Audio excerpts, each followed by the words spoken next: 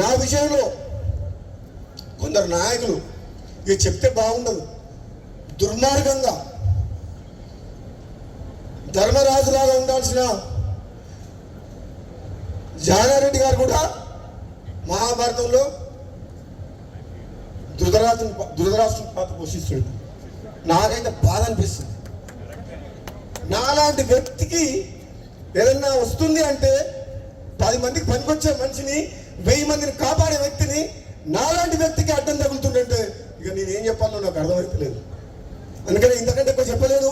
ఇప్పటికే చెప్పదలుచుకుని చెప్పిన మనసులో ఉన్నది చెప్పినా లేదా? మరి నన్ను చూస్తే భయపడుతున్నారు అందరూ.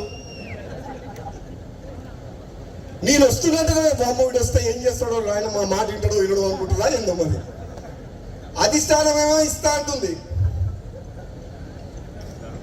కొందరికి చెమటలు పడుతున్నాయి. ఎందుకు? ఉన్నట్టు మాట్లాడతాడు, ముఖం మీద మాట్లాడతాడు, ప్రజల పక్షాన మాట్లాడతాడు, ప్రజలకి ఏది కరెక్టో అదే చెప్తాడు. తప్ప చెప్పాలనా వద్దా? చెప్పాలనా వద్దా?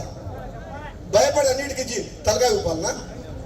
మునుగోడు గడ్డ తమ్ముడు చెప్పినట్టు మొత్తం కేసీఆర్ ఫామ్ హౌస్ పడుకున్న కేసీఆర్ 100 మంది ఎమ్మెల్యేలు వచ్చి మొత్తం మునుగోడులో గల్లీ తిరిగిపోయారు.